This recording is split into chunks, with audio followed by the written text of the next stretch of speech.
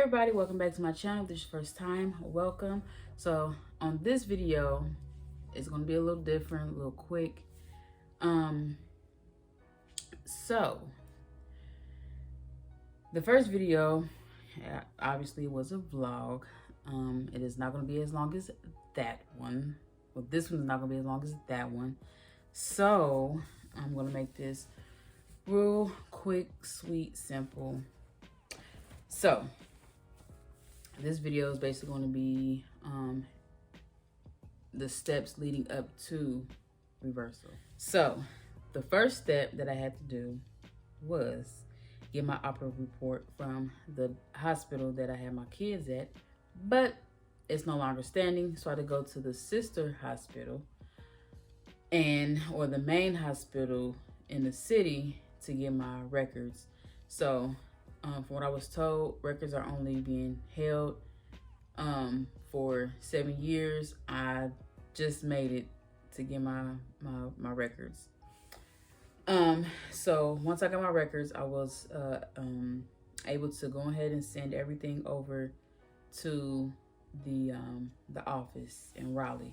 So once I sent my records over, the doctor looked over them and the nurses called me and told me it was a go. So basically, when you send your records over, they're letting you know if they can do it or if they can't do it. So I was a good candidate, so I was able to get it done. So after I sent everything over,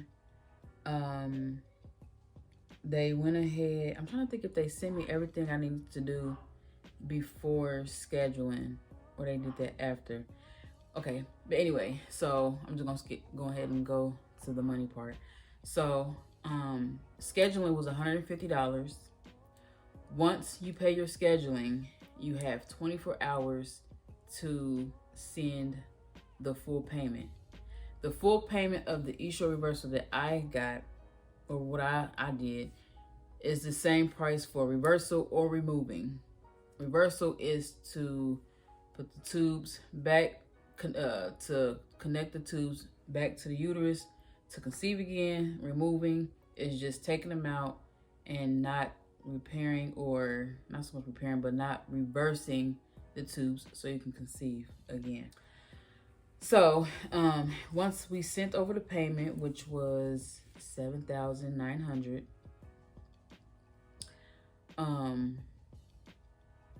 that's when they went ahead and sent me all my information that I needed to fill out, like a nice little packet that I had to read over, fill out my name and everything. I'm gonna go back to, like, say if I didn't have my operative report and I didn't know what was going on and I really want to be sure that I'm able to get the surgery done, you have the option to pay $2,000 extra that's separate from the reversal money to see how bad or how good your tubes are before he goes in, or you have the option not to do it. They say it's like insurance. So basically, once you pay the $2,000 and your reversal money, say if they go in and you can't, and they can't, reverse you, you get all this back. You just won't get this back. But because $2,000 extra was too much already on top of the main payment, we opted out of the insurance part.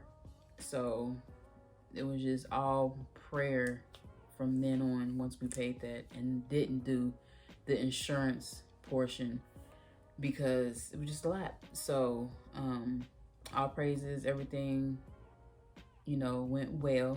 We were able to get the surgery. So once we sent everything over, they sent me, like I said, all the paperwork I had to fill out. Also, I want to say, I think 30 or 90 days. I want to say 30 days before the month that you have your surgery on, you have to get blood work done. So I got my blood work done. They're looking for your levels, or to see where you're at, to see if you're an anemic. I'm not anemic, so I was a go. The only thing I did worry was my blood pressure, because for some reason my blood pressure, which is weird, but it's always up. And I can tell when it's up with like a little headache, but I guess it was in the range to where I can get my surgery. So I'm go back to where I was at. So they emailed all the papers, like I said. I filled them out, scanned them in, and emailed those back to them. Because I was so worried that they wouldn't get anything. I think I called them like either the same day or the next day to see if they got it. They got everything. What else? Oh, with the money, we went ahead and we wired all the money to them from my bank to them. So I guess you can wire, credit card. I don't think they do debit, and I think they do cashier's check, if I'm not mistaken. But we went ahead and did the wiring part.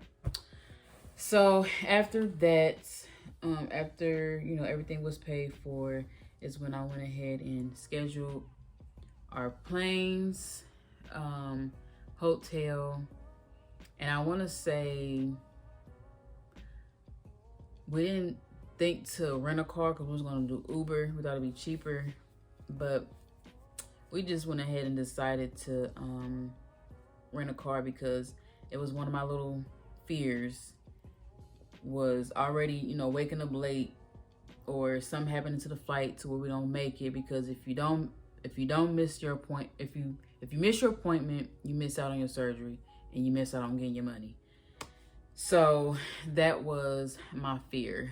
So that's one of the main reasons why we went ahead and got a rental, because for one, I've never did Uber before, so I don't know how that works. And then it's a new area I don't know, so I don't know how the traffic is, and I be dog that I was to miss my appointment because of traffic or somebody's driving. So we got a rental when we got there. Let me see. Okay, so 3 days before surgery, you are to wash with an antibacterial soap. I think the one I got is called Hip Cleanse. So you wash your whole abdomen area before, and they say not to shave, but I trimmed, and I feel like I didn't get cut again when I was down there, but whatever. But that's beside the point. So yeah, you want to not shave, you want to wash with soap, and you have to remove all fingernail polish and acrylics, gels, all of that. So your girl was bald head on the fingers, and I was just feeling weird. But they say whatever chemical is on the nails can do something with the oxygen or something like that in the room. You can have your feet done. So if your feet look like that, then you can have some polish on them so it won't look so bad. Because you're already going to have, as you've seen in the previous video, your feet's going to be covered. So let me see. After that, after surgery, you still want to go ahead and clean. I think they said 7 days. Keep that area clean with the same soap, and after that you can stop. So but basically they give you like the full little what to do, what not to do list before and after surgery.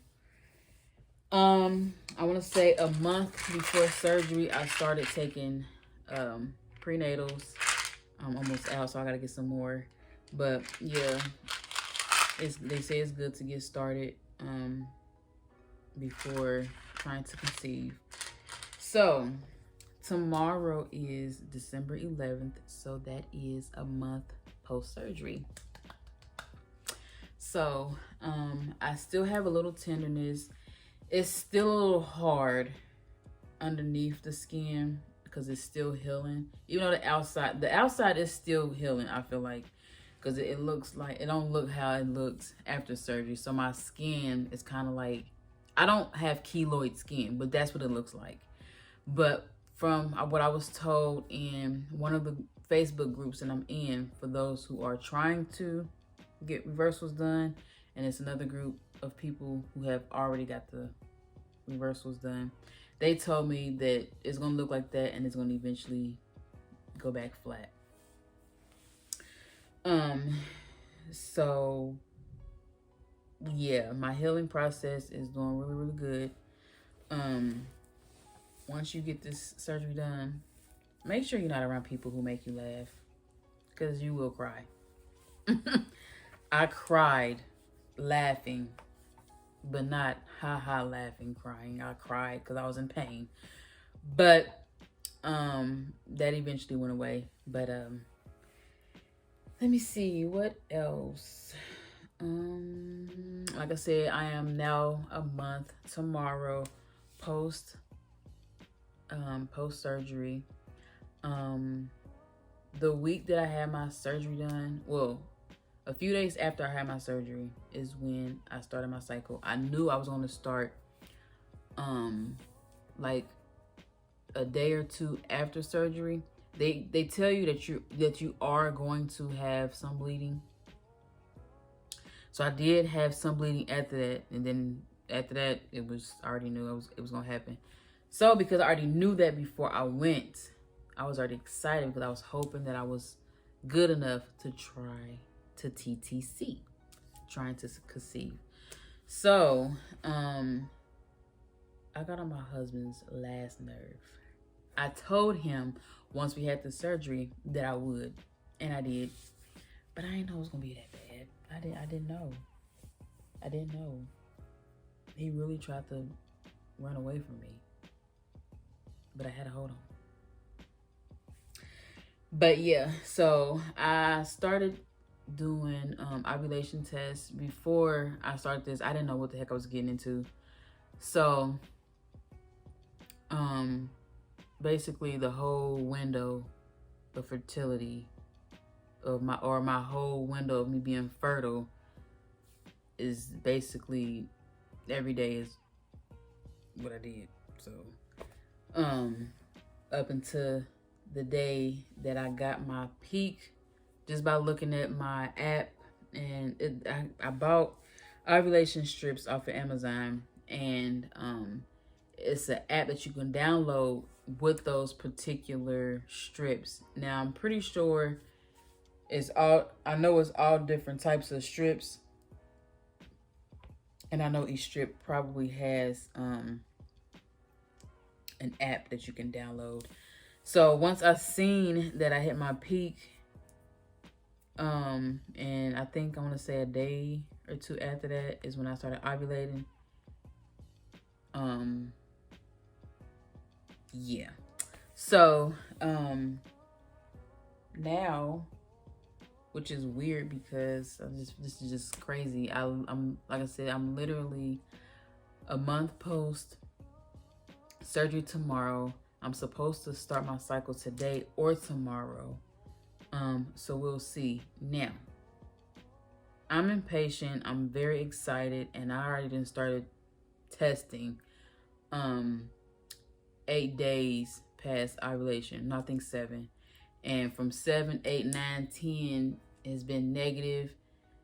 I think I tested today and it was negative. So if don't nothing happen cycle wise in the next couple days, I will be testing again. But if things don't turn out the way I wanted to, we're gonna be trying again after this cycle. So I think what I'm gonna do is I'm not gonna get so crazy about it. I'll probably just let the Most High take it. You know, he's already got his hand in it. I'm just gonna leave it up to him. It is gonna be hard to not interfere on what he's trying to do, but I really want this, y'all. I really want it. So yeah,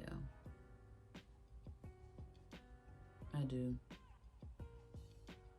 Yeah, I don't know what else to say. I'm ready. That's what I forgot to tell you. So, in the last video, when I was up, I told you guys that I had a cyst. It wasn't a cyst. I don't even know if people would consider this a cyst or not, but I had a few things going on inside of here. So the first thing was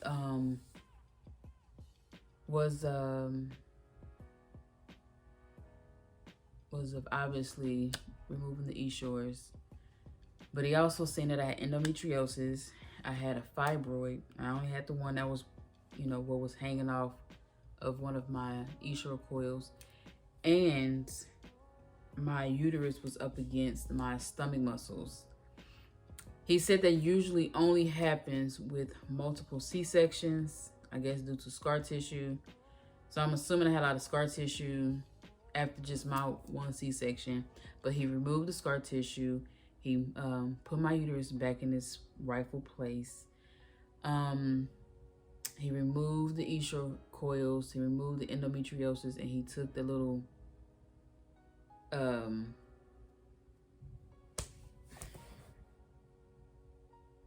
fibroid out. I couldn't even think. Took the fibroid out. So he did some things. Now he made a little comment or like a little joke and said he should have charged me more. My husband took it as if he was serious, but I thought he was joking, because he laughed, but I don't think he would have just left that stuff in there or woke me up and said I can't do it. You gotta pay first. You know what I'm saying? So Dr. Monteith and his staff, they took really good care of me. I do recommend them highly. It's crazy how I put my trust in somebody that I barely even know, and sent all this money before even meeting him, or hell, even talking to him on the phone. You know what I'm saying? But on the previous video, you probably seen when I was showing you the little paper or whatever, I blurred it out because he actually gives you his personal cell phone number. Just in case anything were to happen, you call his number, he comes straight to you. That's another thing I forgot to mention. It's a few things that you have to have in order to get this surgery. For one, you already have to pay. So if you don't pay, you just don't get the surgery. So you have to have a responsible adult. You have to, your BMI has to be a certain number. It has to be under, I want to say 37. I think mine was 28. And then you have to stay at the recommended hotels that they give. They give you a list of hotels that you have to stay in.